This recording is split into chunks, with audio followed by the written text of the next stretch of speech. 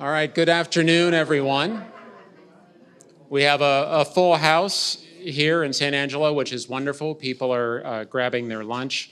I'll also just mention, open your bag of chips now, so there's not that really awkward noise during the conversation. I don't mind, you can be rude to me, that's fine. My name is Matt Ewald. I serve the Texas Tribune as Senior Director of Events and Live Journalism.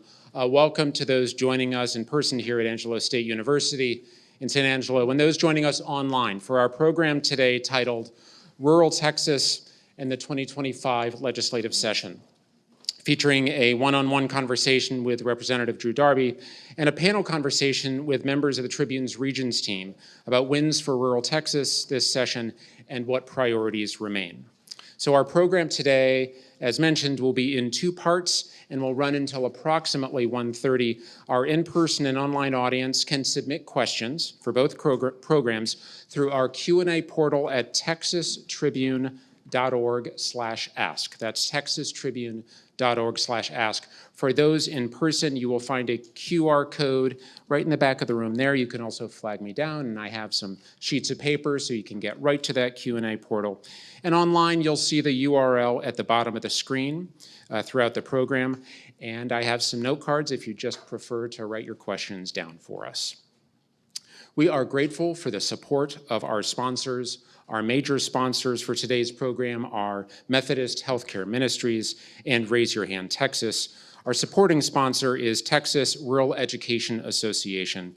Please note that while sponsorship provides critical support for the Tribune, sponsors play no role in programming or the line of questioning for Tribune events.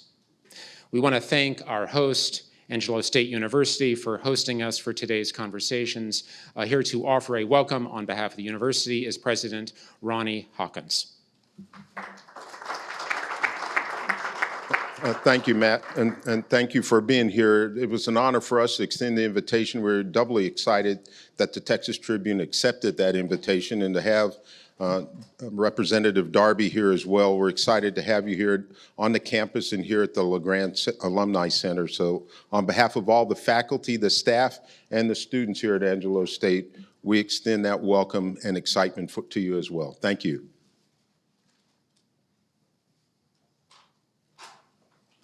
Thank you, President Hawkins. We also want to thank those, all those around the state who make the journalism of the Tribune, including events like this, possible by becoming Texas Tribune members. To learn more and to become a member, you can visit texastribune.org/support. And then lastly, and we even have some festival speakers here in the room with us, last couple weeks ago, we announced our second batch of speakers for the 2025 Texas Tribune Festival. Among those joining us in Austin, November 13th through 15th, are Margaret Spellings, former U.S. Secretary of Education, Michael Curry, former presiding bishop of the Episcopal Church, former U.S. Representative Beto O'Rourke, entrepreneur and founder and managing partner at 8VC, Joe Lonsdale, and journalist and trial lawyer Katie Fang. You'll find a number of Texans, Texas leaders in our upcoming announcements, but we hope you'll join us at TribFest in November. So let's get to today's first conversation. State Representative Drew Darby represents 10 counties in West Texas, encompassing the Big Country, Concho Valley, and the Permian Basin. A lifelong West Texan and native of San Angelo, he currently serves as chairman of the House Committee on Energy Resources and is a member of the Administration and State Affairs Committee. Moderating today's one-on-one conversation is Texas Tribune Editor-in-Chief Matthew Watkins. I thank our audience for joining us today and turn the program over to Matthew. All right, thank you, Matt, and thank you, Representative, for being here. So I've been starting these off as we've gone around the state doing these reviews with a congratulations for making it through a legislative session, but it appears that we're not quite done yet. That's a premature congratulation.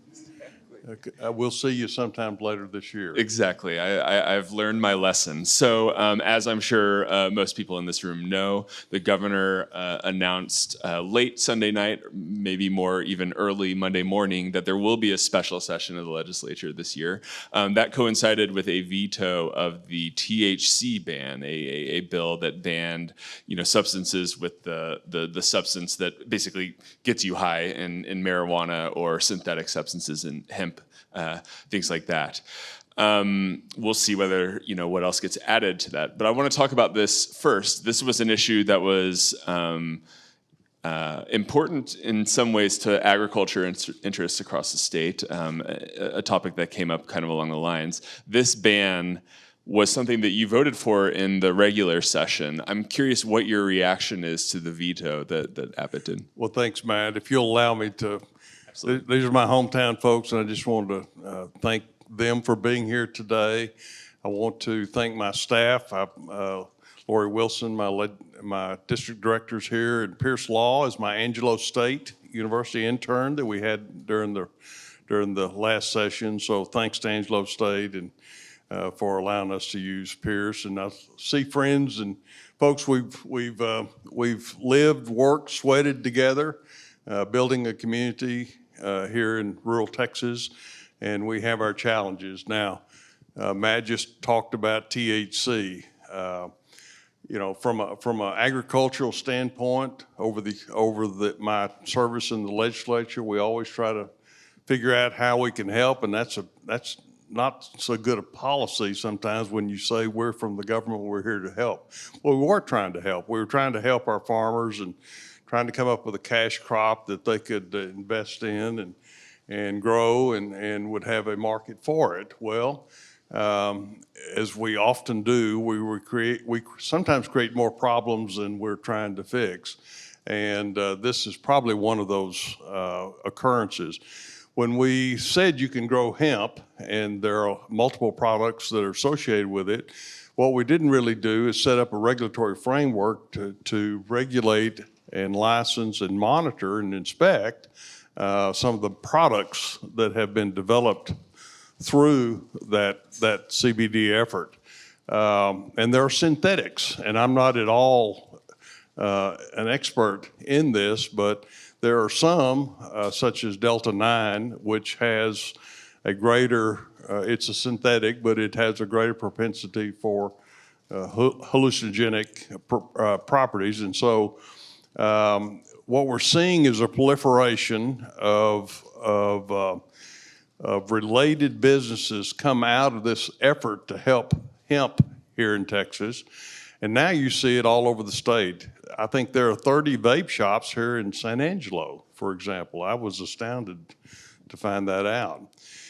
What they sell is largely unregulated. It is packaged in forms that are appealing to kids, both kids in junior high and high school, and of course their appeal to adults. We have spun off infused beverages that are sold at our liquor stores. By the way, the amount of those beverages sold in liquor stores throughout the state of Texas, 13% of their business, so it's a huge business. Overall, this industry has grown to about $8 billion. And I mentioned the 30 stores here in Texas. Well, that's 30 landlords, that's 30 tenants. There are employees associated with that. And so the lieutenant governor made it a priority to ban THC in Texas. Well, that's a noble goal, but the cat's kind of out of the bag. We now have a full thriving industry which a lot of people are dependent upon and enjoy participating in. We had that bill referred to State Affairs. I'm on the State Affairs Committee, and we heard nearly 20 hours of testimony from folks all over this state that say these products are important for us in our life, particularly veterans who have related service injuries, and there are all kinds of stories about the VA. The only option to these veterans is opioids, and so these THC products provide an alternative that's not opioids, and they want it, they need it, they ache like most of us in this room do from age and maladies that have occurred over the years, and so some of these products help you sleep, help you de-energize, if you will, slow down at night. I had one liquor store owner said their biggest customers are soccer moms. After they drop their kids off, they stop in, literally, they stop in and buy a six-pack of these infused beverages, and they're able to get through the day with it. But all that's to say, after we heard the testimony, the bill that came over from the Senate had a total ban. Members of my committee and our chairman, Ken King from the Panhandle, Canadian, said, we don't want to ban it. We want to regulate it. We want to license it. We want to tax it. We want to supervise it. We want to make sure there's truth in labeling, truth in packaging, try to keep the products away from kids. But let's instead of banning it, let's try to put some reasonable regulations on it. And so we passed it out of the State Affairs Committee, came to the floor, and as you might suspect, the Lieutenant Governor was having a real serious episode, if you will. Might have needed some of those products, but anyway, it became perfectly clear that there was nothing going to be advanced in the Senate from the Texas House unless we reinstituted a complete ban. And a physician from Houston, who is Dan Patrick's back door neighbor, had an amendment to the bill that stripped everything out and went back to the total ban.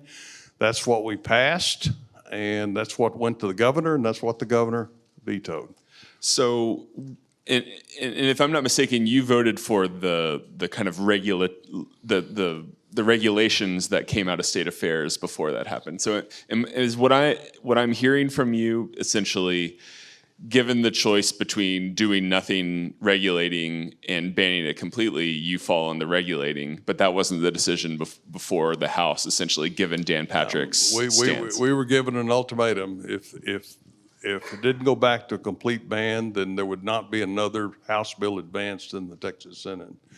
That was perfectly clear. And so we stripped it out and we passed it, and that's what the governor vetoed. So I'm in favor of let's go back to taking a hard look at the industry. Let's see where we need to have full, complete licensure. Let's have regulations regarding packaging, truth in labeling, testing, and ultimately taxation for that. And so I think that's the best path. I think hopefully the governor and lieutenant governor will agree with that path, and we can kind of have a meaningful discussion come July the 21st when we're all come back together. I don't know why they call it a special session. There's nothing special about these times.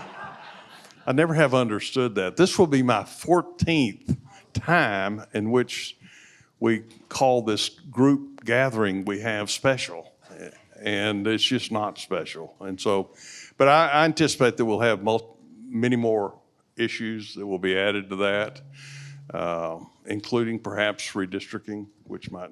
Well, that's that was going to be my next question, right? So for folks in the room who may not have been following this story, it has been reported by numerous outlets, including the Tribune, that there has been efforts underway from the White House to push Texas to redistrict its congressional seats, perhaps as an idea to add some more Republican seats that could help Republicans hold the U.S. House in the upcoming midterm elections. Midterm elections, of course, often challenging for the party that holds the White House.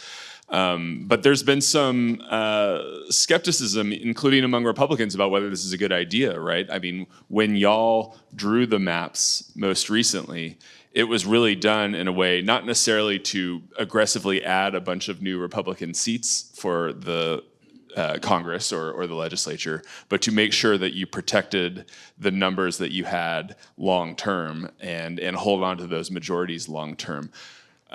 Some questions about whether trying to add some Republican seats in the middle of this session would actually be a good long-term move for Republicans. I wonder where you stand on this question. Do you think redistricting is a good idea right now? Well, of course, I haven't talked directly with any of our statewide leaders on this, nor have I talked to any of the congressional delegation. I will tell you that I chaired redistricting for 2 sessions, And so I'm fully aware of the dynamics involved in when you start redrawing people's districts. And so I would simply ask the congressional delegation, August Pfluger, Jody Arrington, some of the folks around here, do you really want to go through a process in which you would take voters that have elected you? Do you want and try to move them perhaps to other districts, lessening perhaps the Republican influence in your district and increasing Republican influence in other districts? Do you really want to do that? So I think the delegation themselves need to come to a decision as to what they want to do. I think it would be, we still haven't resolved the litigation over the last redistricting. You know, so this is a cottage industry where lawyers, that's all they do is sue about redistricting. It takes about 10 years until the next census, and then you redistrict and you start the litigation all over again. I think it's a bad idea myself personally, and again, I've not talked to any of the other, some of my other colleagues on it. I just think that we did it according to the law, and I think we need to live with it and the effects until we have the next census. Folks in Austin seem to be saying that the pressure is pretty strong, though, on Abbott to add this to the call. Do you have a sense as to whether this is going to happen? Well, I'm just looking at the overall picture. I would say that if the administration wants it, it's probably going to happen. Okay, well, let's turn to the looking back now toward the regular session. It was a session that in many ways was defined by education, right? The politics of this legislature have been defined by education for the last several years. Of course, we all remember the big fight over school vouchers, education savings accounts last session that failed due in part to opposition by rural Republicans, including yourself, if I remember correctly. There was a lot that happened between then and now, right? Including a lot of those rural Republicans losing their primaries and being essentially voted out. We come to a legislative session where the math was different. It seemed as though this voucher legislation was going to pass. Abbott and other supporters had the numbers. And this year you voted for it. Can you tell us a little bit about the reasoning there? What caused you to be a yes vote this time around? Well, thank you for that question. I knew it wouldn't take long to get there, but clearly if there's a seminal issue that affects rural Texas, it's education. Moms and dads are not going to live in rural Texas unless they have good schools. Of course, they got to have roads and water and healthcare and all that other stuff, but without good schools, people are not going to live and work in rural Texas. And so I've been keenly involved in that issue from the very start and feel very passionate about supporting public education. I see a lot of my public education friends and longstanding colleagues here that have fought the fight with us to try to get proper funding for education. In 2011, we cut $5 billion out of public education because of our budget. We've never restored that. So over the last 8 years or so, we have been particularly focused on trying to get more funding for public education.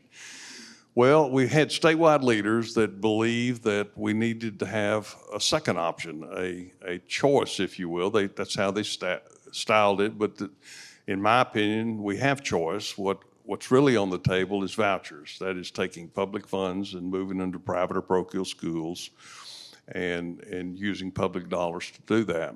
And so I've been opposed to that, primarily because I think it takes whatever we put into that mechanism takes away from public schools.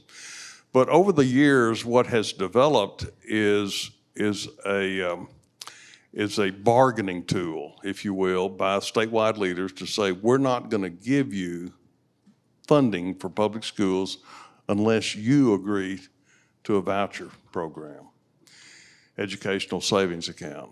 And so for the last 3 sessions, that's exactly what the choice we had. We could not get proper funding for our public schools without having to agree to a voucher program. In the last session that came to a head, we were able to strip out the ESA program from public school funding.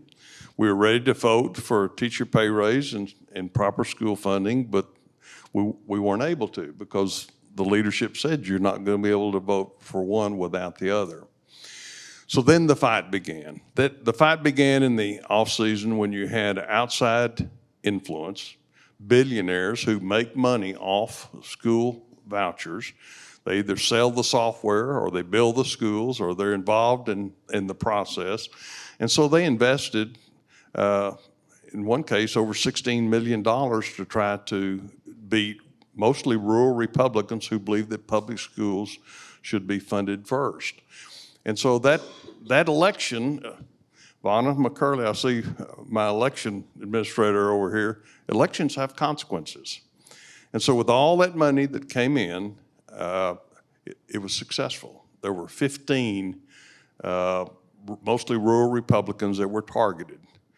12 got beat. 12 got beat. I myself, Gary Van Dever, and Stan Lambert from Abilene were the only ones who were able to be successful. And so the die was cast then. So the numbers, we weren't going to have the numbers.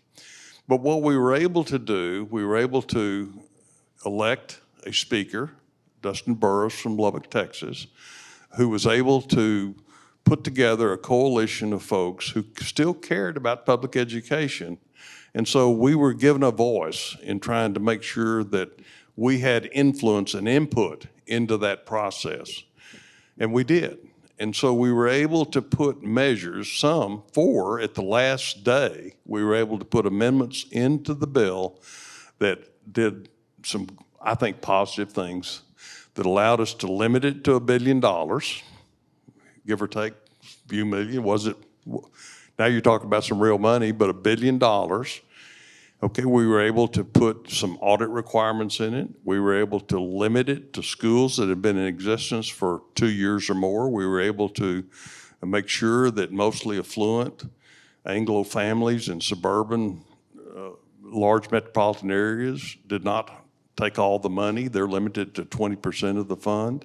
So we put measures in there. And also we negotiated at the same time, we negotiated HB 2, which is the school finance bill. And when it left the Texas House, we had $8.5 billion in there, primarily for, to put in the basic allotment, which does the best. I see Dr. Moran here. Any supervisor will tell you that the best tool that they have is put money in the basic allotment. That gives them the most flexibility to run their schools. So we were able to do all that, and so based upon all that, I was able to vote yes. I still lose sleep over that, folks. That's not a vote that I took lightly.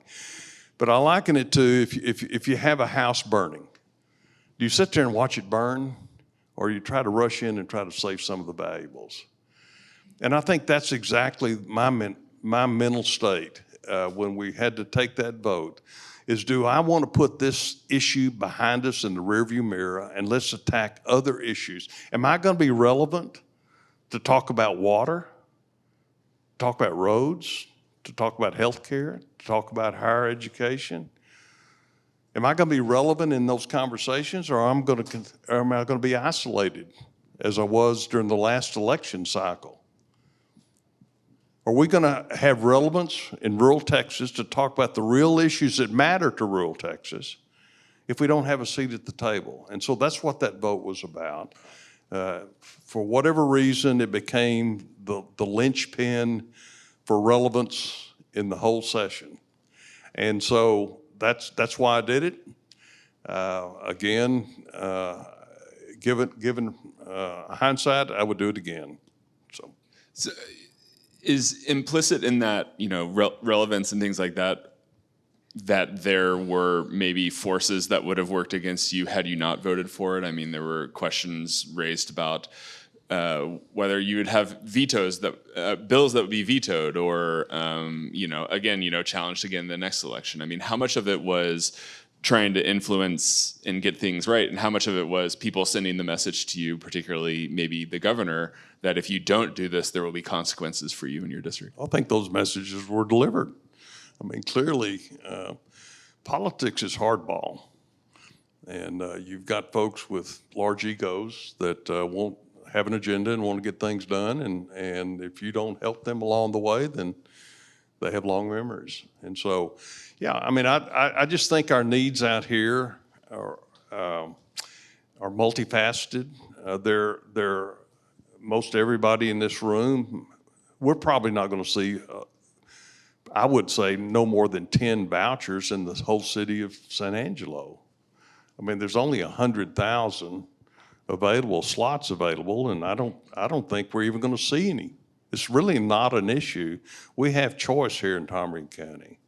We have great public schools. We have a great public charter school. We have private and parochial schools. We have one of the largest homeschool delegations in the state.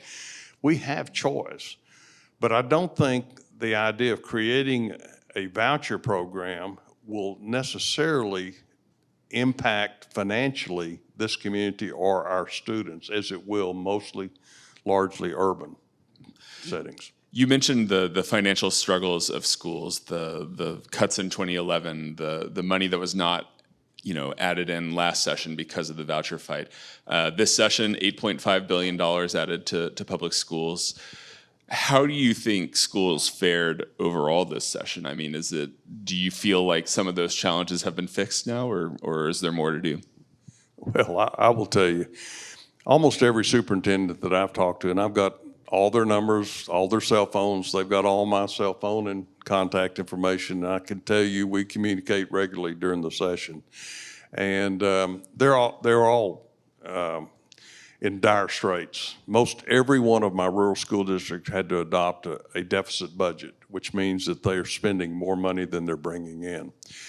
They have had to forego programs. They're having to stop services at their school. So it wasn't a question, and I had several of them tell me that it's not a question of really how much we've got to have additional help right now. You have to get us more money this session. This is absolutely critical. So I think it was time. Let's put the voucher issue behind and let's try to address school funding. Have we even replaced the money we took away in 2011, considering population and inflationary pressures on and value of our dollar? No, we're not even back where we were. Is it enough? In my opinion, no. It's not enough. But that's 5.3 million students here in this state that are affected by the need to satisfy 100,000 students. Think about that a minute, folks. All this fight has been about creating a program for 100,000 students right now. Are they needy? Yes. Are there disabled children? Yes. Are there special needs kids? Yes. Are there kids in failing institutions that need help? Yes. All of that. But the focus was on that cohort and not the 5.3 million public school students who still need help. And so that's the future of this state. Our public schools are the future of this state. And we're either going to educate them or this state's in trouble. So, yeah, and again, my thought and hope and prayer is that we put this issue behind us. Now, are we going to fight next session? You betcha. Because there's going to be folks that come in and say, well, there's 50,000 on the waiting list. We need to fund those 50,000.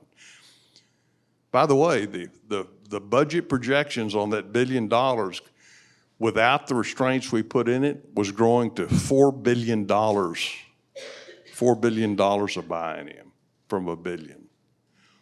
There's some projection that shows it'll grow to $3 to $4 billion a year, given funding. If this legislature, under the leadership of this state, if this legislature continues to fund applications and we keep having kiddos move out of public schools into private or parochial schools, that number is going to be a lot bigger than $1 billion. And that's going to be the fight next session. Your question earlier, is this fight over? No, this fight is not over.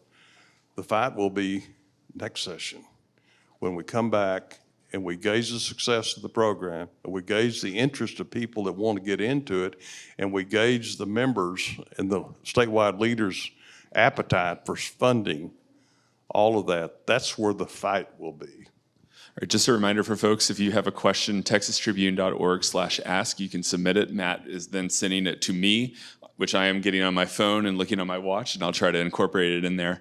But I want to ask you, we talked a little bit about the loss of rural members due to the voucher fight. That meant a big change in kind of the rural delegation, a lot less experience there, aside from you and a few other members. What was the impact on rural Texas to have had that change? And really, I guess maybe just more broadly, what was the impact of the session on rural Texas this time? Well, I think one calculation was that we lost over 157 years of service in the Texas legislature. That's one impact. And we elected folks who, in some cases, were elected because the incumbent was denigrated to a level that nobody wanted to vote for the incumbent. They perhaps were not elected with their own vision, their own background, their own unique skill sets that would lead to success in the process. So we had 30-something new members. That's a learning process. As with most things, I think there are some really strong folks in there that have a very bright future in the process, and then there's some that I think may be disillusioned that they weren't able to be as effective as they thought they would be or get things done, and so they may not have as robust an appetite, if you will, to come back. Another big issue this session was water. Big concerns about the future of water supply in this state. Some estimates up to $150 billion needed over the next 50 years in order to meet the growing needs of the state, both from population, the climate, and new demands on water across the state. $2.5 billion added from this session, and if voters approve an amendment in November, $1 billion each year for the next 20 years dedicated to water as well. How much is that going to do for rural Texas and the state as a whole? Well, that's a good drop in the bucket, as I say. No, it is, and I will tell you that Senator Perry, who represents this city in this area, did a very wonderful job of organizing that effort and stating the goals, and then making sure that it passed through the process. So congratulations to Senator Perry and all that he did. It's an area that we're going to have to work on. I see several members of the San Angelo City Council here. I was a former member of that. I understand the infrastructure needs of the city, and how part of the challenge is not only delivering water. Do you have water to deliver, but the water that you have, is it leaking out and not going to customers? It's simply leaking out through valves and leaking lines, aging lines. And we're seeing that throughout the state of Texas. And so we received a lot of input in this process about how the money should be directed. And some wanted it all directed to infrastructure. Until we clean up our infrastructure and make sure there's no leaks, there's no sense in getting new water sources. So let's spend it all on infrastructure. Then there's some that says, no, that's the city's responsibility. Let's just try to find new water sources. Let's devote all the money for new water sources. Well, I think arrived right at the middle. I think it's 50-50. And so we'll be taking a look at how cities are able to accommodate these new grant programs to actually repair their water systems and prevent that leakage. We'll also be focusing on new water sources. Now, what are we? Where are they? How do we get them out here? You know, I'm focused from a energy standpoint. I recognize the oil and gas drilling process. In order to produce a barrel of oil, typically there's 5 to 6 barrels of produced water associated with that. We call that oil and gas waste. And I think that's a misnomer now. Quite frankly, if you're going to spend millions of dollars drilling to recover that water from the depths, 10,000 plus feet, you got it on the surface. Why don't we figure out how to use it while it's here? And so part of the legislation that I passed under House Bill 49 in particular was incentivizing oil and gas operators to treat that produced water to a level of reuse. And with proper licensing, proper testing, proper monitoring, then they could use that water for alternative purposes, such as industrial or agriculture use. There's a wonderful facility south of Midland that is putting treated effluents, oil and gas waste, on crops and determining which crops are most adaptable to using that water. And I think that's a great possibility for this state. We're also looking at, with proper treatment and monitoring, reintroducing it back into the hydrological cycle, whether it be into an existing stream bed or flowing down to a city for reuse. And I think all of that is in a bright future for this state, but it's very highly energy intensive. It takes a lot of energy to do that, and so which leads to another problem we've had is how do we have enough energy in this state to accommodate not only the people and the industries that are here, but the industries that want to come here in the form of data centers or chip manufacturers or some of the other wonderful opportunities facing the state. Where are they going to get their energy? How are they going to have it delivered to them? So that was another focus of the legislature. Yeah, well, let's talk about that. I mean, you mentioned these new kind of pressures coming out of the grid. We all remember 2021. A lot of people's eyebrows were raised with reports that energy demand on the grid could double because of a lot of the factors that you're talking about in not too long. I believe $5 billion added to the Texas Energy Fund. There were some rules that were voted on that would allow the grid operator to require large load users to shut down in certain moments and things like that. Also, some efforts that really targeted renewable energy did not make it through. A lot of people saying kind of the renewable industry in Texas emerging unscathed at a time where that didn't seem like that might happen at times during this session. Do you feel like that's adequate? Is that going to address the needs there?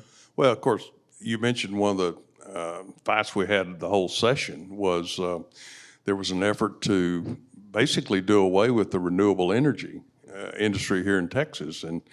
And we have seen, particularly in this region, we have seen a lot of projects now installed that are delivering cheaper energy to people who demand energy in this state. It has resulted in benefits to the landowners through royalties and payments. It's resulted in benefits to the schools who have these projects in their districts. It's resulted in benefits and sales taxes and job employment. And so I think it is overall a benefit to this state. So I was in the trenches almost every day, it seemed like, trying to defend against folks who wanted to chip away and do away with one of the active participants in our energy market. And so I'm kind of an all the above guy. I've been an oil and gas lawyer for a number of years, and so I understand the oil and gas industry and the related industries to that, but there are multiple aspects of the oil and gas industry, whether it be brine mining or geothermal, some of the other nuclear. I think everyone in this room should know, if you don't already know, that there's a wonderful small modular nuclear test facility being built in Abilene. That is cutting edge technology. We were able to move that forward. In fact, we were able to get a $120 million grant to Texas Tech University to help facilitate that renewed research with regard to that facility. But that type of technology is going to be particularly well suited for deployment in rural Texas. If you want to treat produced water, you got to go to the Delaware Basin and the Permian Basin, which is located further west. And so, but these large volumes of water, we can no longer inject it back into the ground without seismicity issues. We're running about out of space here in Texas to put that produced water at depth. It's creating seismicity issues. Nobody wants an earthquake disturbing their lunch or their dinner. And so we've got to figure out what to do with it. Well, these small modular units could be deployed in remote parts of Texas that would provide the energy necessary to treat the water to a level of reuse that we could benefit from that. So all of these things are exciting new aspects of an integrated energy market that we have here in Texas. And so I'm excited about that. Okay, a couple audience questions. One audience member asking, please speak to federal plans once again to make West Texas a dumping ground for nuclear waste. Can you talk about that issue? Well, I mean, clearly you're referring to this low-level waste facility in Andrews, Texas. I believe so. I Yes. believe that's what the Okay. question was on. Well, interestingly, I helped fund that back early in my legislative career. We were part of a compact with Vermont, if you will, that needed funding, and we were able to get that facility going. But it's a low-level waste facility. There are people that want to turn that facility into a higher level repository. I am against that. I think that should be handled elsewhere and not here in Texas. Sounds good. Another question from Steve from Fredericksburg. He says, what principles do you use to help you wrestle with the difficult decisions when representing rural Texas in the state? Well, of course, I'm a believer. I think you have to have a foundational moral and background to make these decisions.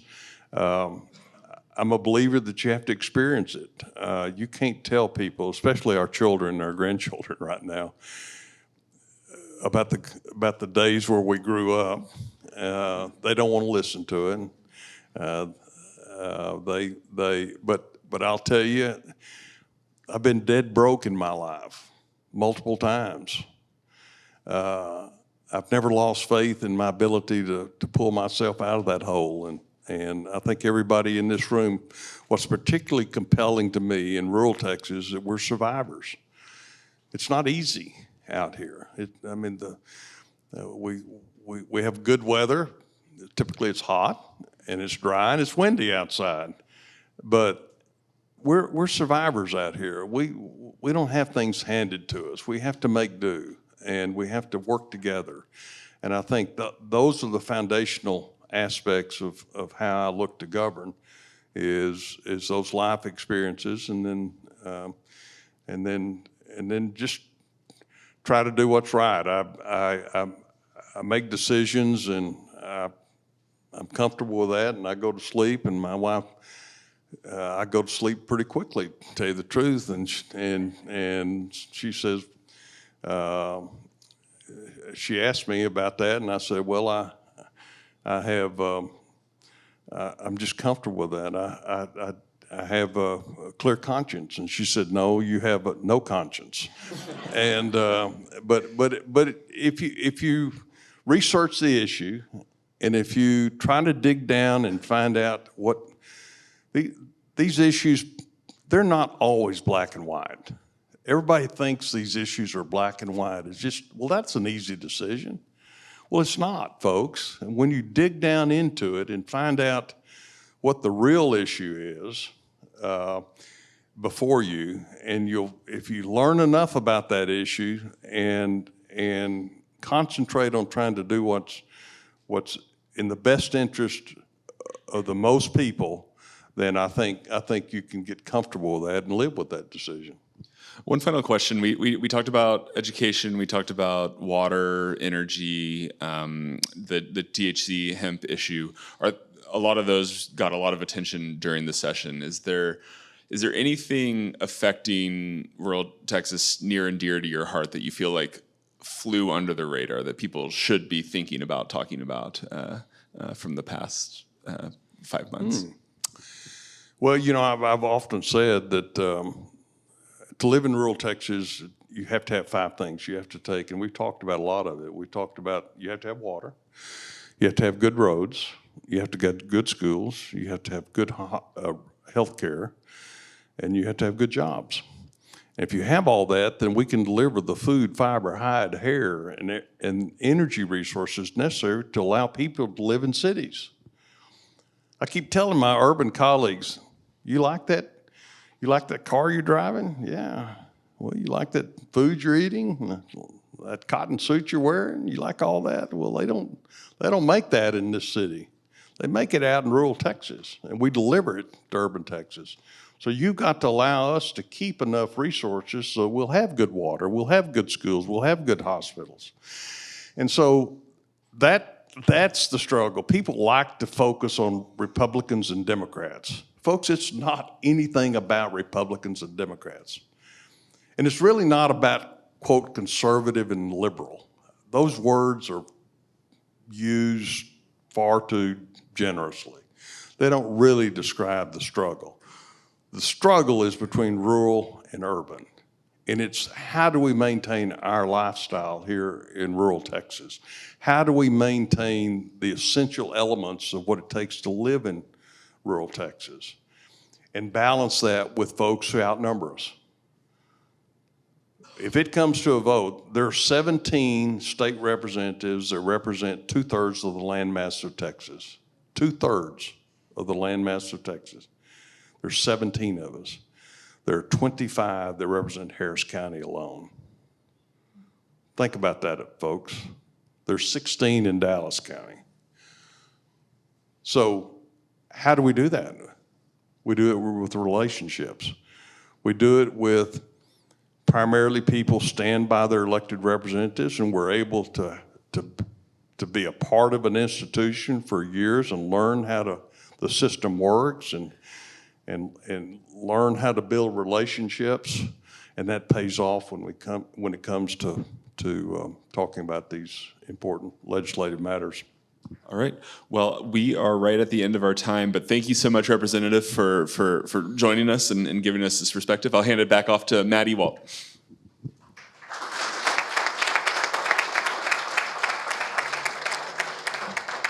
Again, on behalf of the Tribune, we thank the representative for joining us. We are going to reset the stage here, but we're going to get right into our next program. Thank you so much, Representative. For our second conversation today, and the representative certainly teed it off well, talking about those 5 things you need for rural Texas. We're going to invite a few members of our Regions team to look at the impact of the legislative session on rural Texas.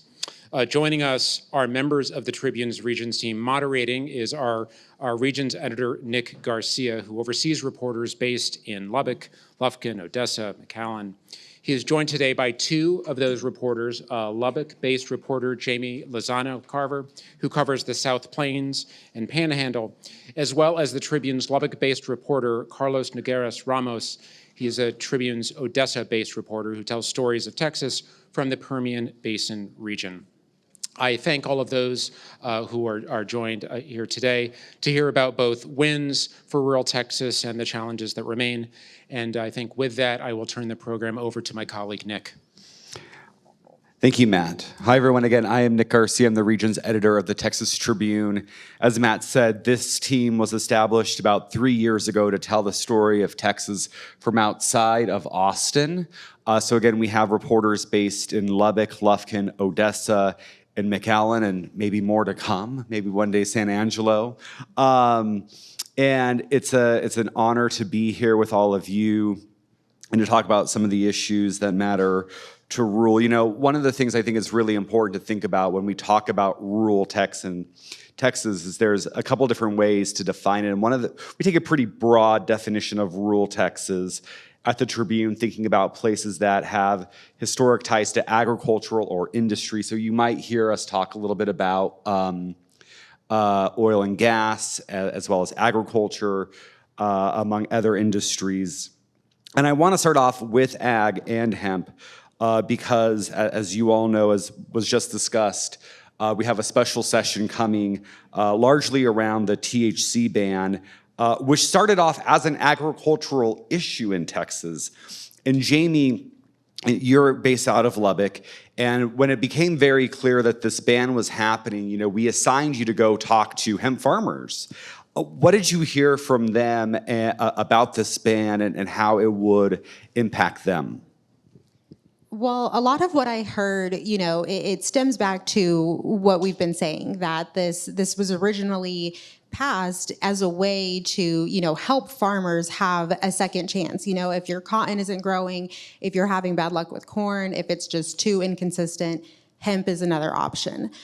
So whenever this ban did become clear, I spoke with farmers out there, and the overall sentiment was just, if they have a chance of catching a felony charge from growing it, they are just completely out of the game altogether. I feel like with this special session coming up, there's a possibility that we might hear more farmers come out to say, that this really has the potential to hamstring them and their businesses. But a lot of the frustration that I heard too was just that they tried that. They tried during the legislative session to be at hearings, to speak with their representatives, to speak with their senators, and it just didn't get them anywhere. It still led to where we're at right now. So it's a tricky situation for hemp growers. I mean, one of the quotes from your article that we published again right after the ban was passed, literally one farmer said, "We would be felons if we did this." Do you think that message is going to be resonating at the Capitol with the second go around, or is there going to be a change in tactics, do you think? I'm not sure if there will be a change of tactics. I do think that the message right there really resonates. We're talking about American farmers. We're talking here in Texas about Texas farmers, and they've never been seen in this position of they're doing something illegal, they're doing something wrong, they're criminals, and now this has changed that outlook. And so it's, I think that message alone should resonate with lawmakers, if any message does. Another bill that passed regarding ag was House Bill 43, which was an issue that a lot of the folks in the ag community were focused on. It would expand the young farmer grant and interest rate reduction laws that we have and programs we have. Carlos, why were those changes really a focus of the ag community, and what exactly do those changes do? Yeah, it's interesting when you hear Jamie, who's a regions reporter, but ag is a big part of your beat, say that it's a tricky environment for them. And Rep. Darby just said, in what ways can the legislature be helpful? And I think this is one way where a lot of farmers and ranchers could agree that they were. Farmers in Texas deal with a really complicated and sometimes hazardous puzzle. The crops might be working out, but the economics of growing them might not, getting the equipment to be able to sustain your farm. And so HB 43 by Rep. Kitzman, as you mentioned, raises the amount in loans that a farmer can apply for to, I believe, is $1 million. And then accompanied by that is the interest rate reduction program, which lowers it from 5% of repayment interest rate to 2%. So a lot more accessible if you're trying to get some help from the state to try to manage your farm operations in Texas. And then another thing that also helps them is eliminating the age requirements. Previously, only farmers aged 18 to 46 were eligible for this money, whereas now anyone at any age can apply for the program, which is an interesting way for the state, it's usually a federal subsidy that we see a lot of these big grant programs. And so this is a big Texas step to try and fill that vacuum. Young in age or heart now. Yeah. Jamie, I mean, you on our team, you probably talk to farmers and producers the most. What have you just, over the course of, you've been on this team for 3 years now, and you've been reporting from Lubbock, 4 years. What is just the general sentiment of farmers in the ag community right now in Texas in the year 2025? I mean, what are they living with? What are they thinking about every day?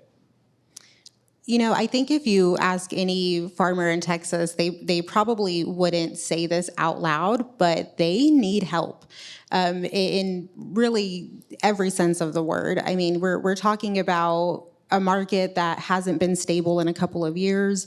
The costs that it takes for them to just grow a plant in the last few years have exceeded what they earn from that crop. And even in the cases where, the markets work out nicely and they're able to afford what they can, they have to worry about the weather too. So it really seems like every year there's something that that they're waiting for in a way. They're waiting for the other shoe to drop. And, even this year, in Lubbock, we've been very lucky. We've had a lot of rainfall this year, which is not the normal case. So it's been nice. But if you talk to farmers out there, they're not confident that this is going to be a good year because they know August comes around, their crops are most likely going to burn in the heat, and then it'll be a while before they get any relief for that. So they're facing a lot of difficult circumstances, most of which are out of their control, and they're kind of on their own. And of course, there's all the uncertainty at the federal level too. I mean, we're still working under an old farm bill. We have tariffs coming back and forth, given which day. Do you think that the legislature did anything to help create certainty, whether it's with not just House Bill 43, but around water, health care, thinking about the wildfires? I mean, do you think that this was a good session for rural Texas, for producers, for farmers, just at the 30,000-foot view level? I think so. I think, any session we could look at it and say, more work could have been done, more things could have been done to help. But, I think HB 43 is a big example of that help. Healthcare, I know we'll talk about more too, but, there's a lot of farmers live in rural communities, and, now Representative King passed a bill that is going to help even increase ambulance services out there. And so, whenever we talk about farmers and what they need, it's also more than just the agriculture side. They need to have good access to healthcare. They need to have access to water as we are facing a water crisis. So it's a lot, but I do think lawmakers made some progress this year. I feel like my boss, Matthew Watkins, stole my script because we're going to talk about education next, just like they did in the last conversation. Carlos, you did a lot of reporting out of Ector County School District, which covers most of Odessa, the talk over private school vouchers and funding. Where do you think the leaders of that one particular school district are today after the legislative session, and what can we think about for the rest of rural Texas and some of those smaller school districts outside of the triangle? The folks in education in Odessa, at least the ones who would talk to me, I think are ready to see the vouchers at work. Again, as Rep. Darby, I think aptly put it in his conversation with Matthew, there's been so much talk over so many sessions about the vouchers, the education savings account, how would it work? How much money do you put into it? And do you tie the future of public education to it? And I think it got to a point where they wanted to see it work. They heard so much talk from Governor Abbott about this. And so specifically what the chair of the school board told me was, show me, prove to me that you can run this program responsibly. And then, of course, in the following session, legislative session, we'll see whether the results are there or not. But I also spoke, interestingly, to principals of private schools, for example, Midland, which has a ton of them. And, on their end, they're not ready to celebrate either. For a lot of these schools, there's just such a big wait list that even if you do get the money to put toward your kid, that doesn't necessarily mean, number one, that your kid qualifies in terms of the academic requirements. There's a lot of rigor that goes into being accepted into a private school. just all of the elements around it. And so everyone is kind of in their wait and see how this all unfolds for them. But for the most part, I think people were ready to see the vouchers at work. Just a reminder for those of you in the audience and watching online, if you have any questions for the three of us, we'll do our very best to answer them. We're normally the ones who ask the questions, but we will try to answer anything you want to throw at us. You can send them to texastribune.org /ask. Again, texastribune.org /ask. And I think some of you have QR codes on your table. So while most of the world, the political world, was focused on education at the session, our team was focused on water. I think by last count, we wrote 26 articles during the legislative session about the water debate, the water crisis. If you don't know, we're in trouble. As a state, we do not have enough water if we get hit with a historic drought. Jamie, you were part of the lead duo. What the heck happened with water, and what does it mean for rural Texas? So we talked earlier, we heard Matthew Watkins and Representative Darby speak earlier about how, there's this now $20 billion investment. It's $1 billion a year that'll be going towards Texas water projects for the next 20 years. And this is extremely significant because, in the past couple of years, we've seen a lot more water utilities, a lot of treatment plants in municipalities that are struggling to pay to keep up with the repairs that they need. So this $1 billion a year, it can go towards creating new sources of water, whether that be using desalination or treating produced water. It could also go towards fixing the aging infrastructure that is seen all around Texas, really. It just kind of goes towards really trying to secure our state's water supply. But on top of that, lawmakers, they also, I think one of the other bills another one of the water bills that had people's attention was, it was House Bill 1400 by Representative Cody Harris, and it was, it would basically be strengthening groundwater protections. And, that bill itself didn't pass, but it really showed how even now, as we did get this historic investment into water projects and water needs in Texas, there's still so much ground to cover, including, groundwater protections being a very big concern for rural communities. And groundwater being the water that's trapped underneath the surface. If you want to know about water, go to texastribune.org. We have an excellent explainer that will tell you everything you ever wanted to know about water that you didn't learn in elementary school.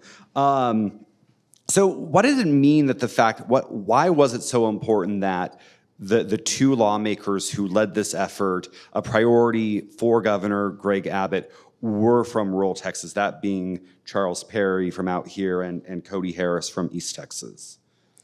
I think anytime that we have rural lawmakers who are pushing towards, resolving an issue facing rural communities, that in its own is the benefit because they understand the needs that their communities face. Senator Perry, the farmers out in Lubbock, they love him, they trust him, they feel like they can just give him a call and tell him what's going on, and he'll answer. And it's the same thing that we hear about Representative Cody Harris.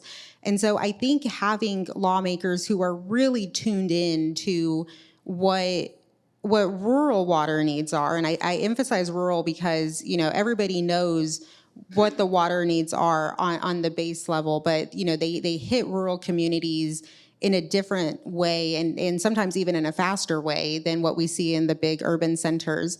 And so I think that having lawmakers who are from rural areas and who can actually fully understand is, I think, what really helped pass this completely through. Yeah, and I think, we started reporting on water even before this session with, looking at water infrastructure and the fact that, most boil water notices in the state come from rural Texas because their infrastructure is just older. They can't keep up with repairs. That leads me into my next question, which they talked a little bit during the last session, was this fight over, do we find new water or do we save our infrastructure?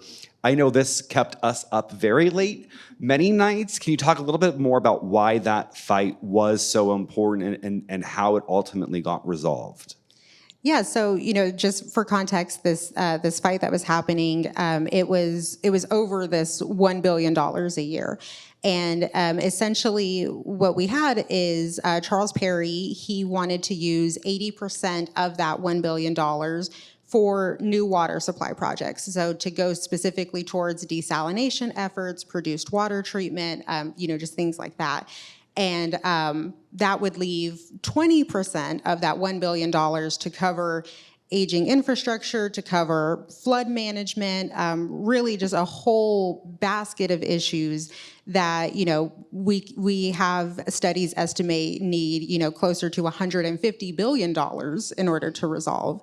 So 20% of that 1 billion was kind of a non-starter for a lot of nonprofit organizations and water advocates who were, speaking with lawmakers on this issue. And it actually, what we ended up with is a balanced 50-50 split. So now 50% of the funds will go towards new water supply, 50% will go towards aging infrastructure and those other needs. And it's considering how long the debate was, and like you said, how late we stayed up kind of, trying to figure out what will and what won't happen, it was actually the best case scenario. And part of that fight for new water is produced water. It is the water from oil and gas. And Carlos, you actually went to a treatment center and saw how the water is treated. Can you take us into that facility? Take us into what the future could look like. I think it might have been the center Rep. Darby mentioned south of Midland, because it's the ones that are that's treating the water. Yes, it was so fascinating to watch the water debate unfold, because as the legislature was sort of figuring out where to put all this money, the oil and gas industry, was secretly, and when I say secretly, I mean they weren't necessarily advertising this publicly, kind of cracked the code of industry, wastewater. So for those of you who don't know, produced water comes from out of the ground, from the well that a company is drilling. It's full and laced with so many chemicals. I mean, some estimates have it from upwards of 400 to perhaps the thousands, depending on the water sample that you're looking at. The point is that it's a very complicated product to treat. It is not easy to clean. It is very unpredictable and very reactive. And it takes many stages of cleaning it up to get it to a point where the state of Texas can say, okay, we can consume this, and not to mention the amount of energy and money it takes to do that. And so this facility in Midland started small, with literally a small tract of an alfalfa field, to try and figure out whether this water cooperated with the soil and if the plants either died or they grew. And it took them a couple of years, but it did get to the point where the plants kind of grew out of control, which is what I saw, and also the water reacted pretty well with the soil, but the question is whether we can replicate this at a state level. I mean, what you do in a field of alfalfa might not necessarily be what happens when you take it to an actual outcrop or a full ranch or farm. So yeah, it's an interesting debate. The legislature gave the industry what they call what they like to call certainty. They gave the industry, essentially they gave them legal cover to oil and gas companies to sell this water, and if something should happen down the line with the water, it can't come back to the oil and gas company that sold the water in the first place, although I might be getting ahead of myself here a little bit. You're not, but I did realize I didn't ask you when you came back from that facility if you either drank any of the water or if you ate any of the crops. Did you do any of that? Did they allow you? Oh, okay. No. Would you? Would you? I might have pulled a former Colorado governor stunt and drank the water. No, I wouldn't have. It's worth noting that the state has not approved a single drop of this water to be distributed anywhere. They're still studying it. I believe there's 5 permits in place to discharge the water or essentially put it out to the environment. So no, I wouldn't have drank the water. Not at least until the state gave the say-so. That other people could. And for the record, I am a Colorado native, and my former governor, Hickenlooper, famously drank fracking water when fracking was getting going up in the state. Carlos knows that because I've told him that. Shifting gears a little bit to healthcare, Jamie, you've spent an extraordinary amount covering the rural healthcare crisis. Rural hospitals throughout the state have closed leading up until the pandemic. One of the only priority bills that I'm aware of this legislative session that actually had the word rural in it was HB 18, the Rural Health Stabilization and Innovation Act. What did that do, and what is the hope going forward for rural health care? So that bill, it essentially creates a state office to basically try to understand what the health is what the financial health is, I should say, of rural hospitals in Texas, and what their needs are. And so this office will basically be tasked with assessing these hospitals around Texas. And, the reason why this is so important is because over the last, I would say, decade or so, Texas has been leading the country in rural hospital closures. And, of course, Texas does have a lot of rural areas, and so that kind of, that alone puts us at a bigger odds of that being the case. But it's still something that lawmakers needed to address. And so the hopes for this bill and for, other healthcare progress that was made this year is to just help rural Texans get access to the healthcare that they need, which in a lot of areas, it could be limited to a clinic or to just, what emergency services you have, and then they transfer you over. So it really is a big step in helping rural Texans just have better healthcare. I think, correct me if I'm wrong, but didn't we do a story on maternal health care that we found that it would take longer for someone from like the top of the Panhandle to get to an emergency room than going across the Houston area? Didn't we do something along those lines? And the number of hospitals and just basic doctors in rural Texas, I mean, I don't think we can stress enough how few there are. No, absolutely. I think that's something that's very underestimated. I live in Lubbock right now, and Lubbock is a medical hub for the South Plains. But I grew up in Levelland, and even being in Levelland, which is just 30 minutes away from Lubbock, we had a hospital, we had a clinic with great physicians, and yet they could only handle a little bit of what emergencies came up, and everything else was transferred to Lubbock. So, that's just the reality that's facing a lot of rural communities right now. And Carlos, we just published a story this week that you wrote looking at a study from UT Arlington that found rural Americans, and we can assume by that rural Texans, overwhelmingly live with chronic pain more than urban counterparts. You talked to some folks in rural healthcare, and what did they think of that study and anything that came out of this legislative session? Not surprised was the reaction I got from a lot of the folks representing hospitals in rural areas. It's the best known secret in Texas that rural folks, it is just a harder lifestyle because of the jobs they work in: farming, oil and gas. I mean, jobs that take a heavy physical toll on the body, and where you're likelier and more prone to develop the chronic pain that you're referring to, while at the same time being deprived from access to either a primary healthcare doctor or even just a hospital where you can go get treatment. And that just leaves a lot of folks in Texas really vulnerable, for example, to an opioid addiction, whether prescribed by a doctor that they know or not. And then in a worst case scenario, death, that started with, that pain you developed at your job. I think it's still being worked out. People were happy to see some more money in certain areas, as well as easing up some regulatory requirements in some areas for nurses, for example, to be able to do jobs with a certain license and without having to seek out additional paperwork, and go through the bureaucratic hog of trying to do something, which is what keeps Texas from progressing in a lot of ways. But again, we just finished a legislative session. We found out, not too long ago that we're heading into a special session. So a lot of this is going to be in the rulemaking. In other words, how are the state agencies that the lawmakers, are handing off these laws to are going to write the rules around this, and how are they going to be implemented? So we'll see.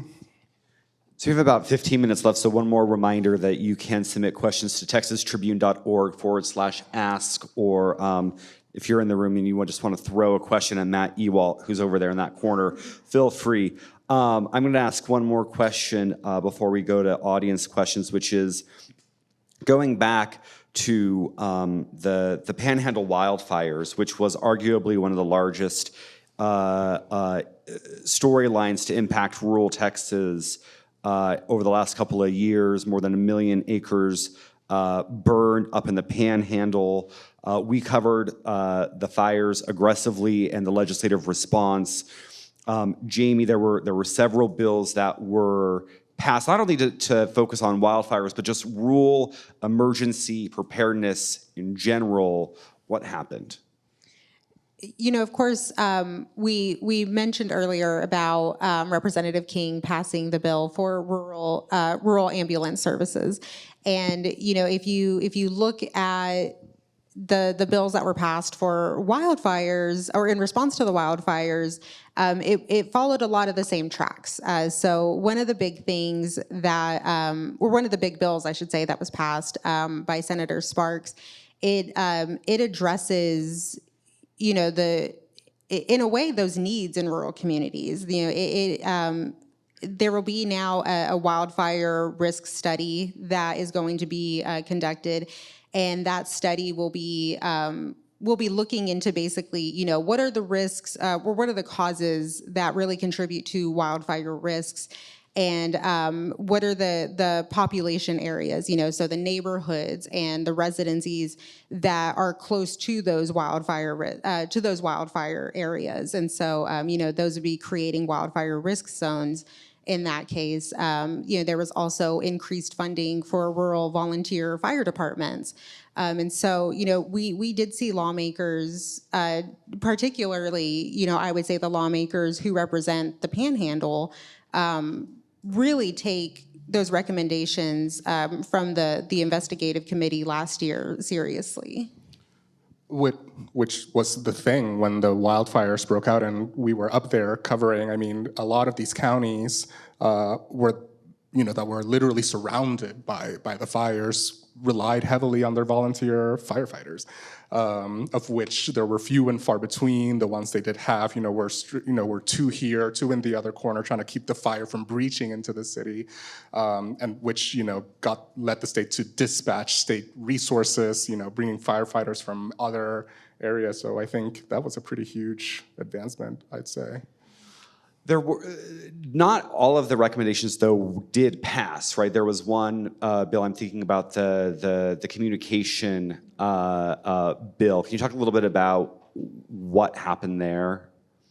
So the bill that Nick is referring to, it was a bill by Representative King that would have created what would have been the first Interoperability Council of Texas. And essentially what this council would have been tasked to do, they would have been creating the first of its kind statewide network that connects all first responders in Texas to all the appropriate state agencies, which really, whenever the wildfires were going on, we heard from firefighters then that that disconnect in their communications really really made their jobs harder. They didn't know who to talk to. Whenever state agencies were there to help, it was kind of a scramble because nobody knew where they needed to go in situations like that. And so this Interoperability Council would have created this statewide network that, even I would say emergency experts had come out and said that this was a very bold move by Representative King, but it did not go through. All right, audience questions. Great. So we have a few questions that have been submitted here that I'll ask in our few minutes remaining here. I'll ask this question and have a follow-up along with it, because with some of these issues, they may or may not be issues that you all have covered extensively. This person writes, with the Austin-born fascination with legalizing THC, has anyone considered the downsides of widespread THC use? They say, after all, 20 to 30% of rural county jails house inmates who have some level of mental illness and accompanying cost of pharma drugs to treat. Does anyone in Austin worry about the negative impact of widespread THC use? I want to reference that question, but then also ask, as journalists and based around the state and not in Austin, how do you approach issues like this one that may have different public support around the state, and without casting aspersions on the person who wrote the question, may also have assumptions about the support of other communities, whether that be THC or other issues, again, that have different levels of support? Yeah, I'll take that question and just to peek a little bit behind how the sausage is made. Every day at the Texas Tribune, editors get together twice a day, once in the morning and once at night. And literally Monday morning, the conversation we had was, okay, how do we go out and how do we cover this story correctly, fairly? And one of those very questions we had, and one of the marching orders from our editor-in-chief was, to think about that very issue, right? Like, there are a lot of legitimate concerns to be discussed around any drug use, right? And so I think, you will be seeing those types of stories come out from the Texas Tribune, maybe from this team on the stage, maybe not. But, I think along with, the coverage we did leading up to the ban, we also talked about, this new psychedelic market that Texas is investigating. We did talk about, expanding the medical marijuana market that lawmakers did. So we definitely need to take any issue from a variety of points of view, right? There's always more than two sides to every story. That's what I tell my team. It's not just, Democrats or Republicans. It's multifaceted. And so I do think you'll see some of those stories coming out at the TexasTribune.org. Yeah, thanks, Nick. Steve writes, some rural Texans like me are taking the initiative to solve our water shortage by installing rainwater collection. Is there any discussion of the long-term impact on groundwater recharge with the rapid increase in rainwater collection systems? Again, that's very focused issue, but Jamie, I guess you're thinking about larger issues of water and how Texans are trying to, with such a big issue, also have some kind of personal stake in trying to address the crisis. That's a question for you. If there was ever a question for Jamie Lozano, it's that question. I did assume that I would be the one answering this. I really would say, whenever it comes to groundwater and to aquifer recharge, I'm happy to say that this was something that was included in the big Senate bill and funding resolution to, look into aquifer recharge projects and things like that. The reason, whenever it comes to rainwater harvesting, the reason why we see kind of, solutions like that kind of go under the radar in a lot of cases is because, like in again, I always go back to Lubbock. In Lubbock, we have the High Plains underground groundwater district, and they are always putting out newsletters that are encouraging people to, go to their seminars and to learn more about rainwater harvesting and to, even pick up supplies that they need from the groundwater district in order to help with their rainwater harvesting. And so I think that this is something that, even though we haven't seen lawmakers really focus on, harvesting rainwater and using that, even though we haven't seen lawmakers focus on that yet, we do see a lot of local groundwater districts who are encouraging it. And I think that there's a bigger curiosity growing for Texans who, who submitted this question, want to do their part. And last question, a pretty broad one, but I think it also ties into what Representative Darby kind of closed with it's not Democrat or Republican, liberal or conservative, but rather, my word, kind of tension between urban and rural. What are some of the rural issues that all Texans should continue to pay attention to, even beyond the legislative session? Are there issues that may not even be part of the larger kind of public discourse right now, but from your reporting or your conversations kind of will be emerging over the coming years? I know you've touched on some of those, but just as we close, are there a few that you'd want to highlight? I'll go first. I think, of course, we've talked about water and, the need for better healthcare access out there. I think one of the big topics that we see becoming kind of a bigger disparity for rural and urban communities is whenever it comes to education and more specifically rural brain drain, and how, rural communities have a lot of very smart, talented students who, don't really have the best colleges or the best job opportunities in their towns. And so they're leaving to bigger cities to get those opportunities. And that's just kind of how, that's just really helping kind of tear down rural communities even more. And so that's one that that I have in mind. Carlos. I would say a pretty latent issue in my region, oil and gas, is abandoned oil and gas wells or abandoned wells in general. And y'all in San Angelo are kind of smushed in between Central Texas and West Texas, so neighboring an area where this is a big and crowded problem.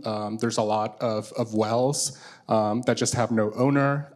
They get no attention or maintenance. No one really knows what's going on with them.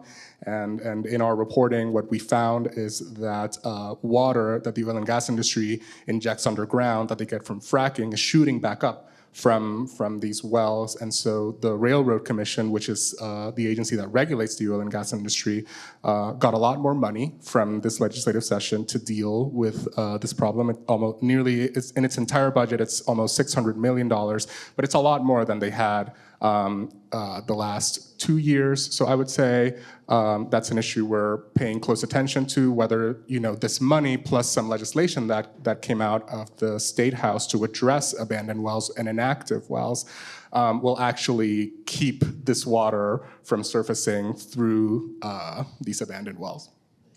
I'll just close by saying that, this team and the two other reporters who aren't here today, our job is really to help unpack the dynamic between rural Texas and urban Texas and the interplay between the two, and what happens in Lubbock matters in Dallas, what happens in Austin affects Odessa, and so forth and so on. And I will say the one thing that I think I'm most interested in seeing is the technological revolution of the state, thinking about AI, thinking about data centers, and how that impacts rural communities, the water issue, the energy issue. When I think about what is truly going to touch on every facet of life for every Texan over the next 5-10 years, it is going to be this new revolution in data centers and AI, and I think we're just beginning to scratch the surface, and I'm really excited to see what the reporting we do in the future. So, thank you all for sticking around with us online and here in San Angelo. I'll just put in one last plug. If you are interested in what happens outside of Austin and want a weekly newsletter, our team produces the Y'all every Thursday. You can sign up at texastribune.org/newsletters to get a good idea of what's happening around the state. And please consider becoming a member of the Texas Tribune. Thank you all.